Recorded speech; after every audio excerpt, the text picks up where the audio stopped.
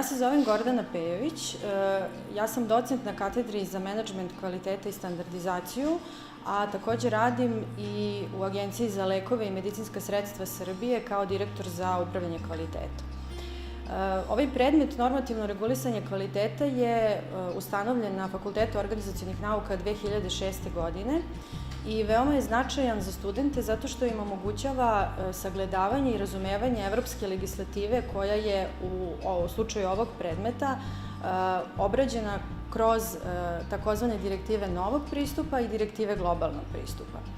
Na predmetu studentima omogućavamo da sagledaju način za dobijanje CE znaka za proizvode koji se ovim direktivama regulišu, za razumevanje naše nacionalne legislative koja je u potpunosti harmonizovana sa ovim direktivama. Takođe, dajemo priliku da kroz seriju predavanja po pozivu saslušaju vodeće domaće stručnjake iz ove oblasti koji neposredno svakodnevno u svom radu primenjuju upravo ove direktive novog pristupa.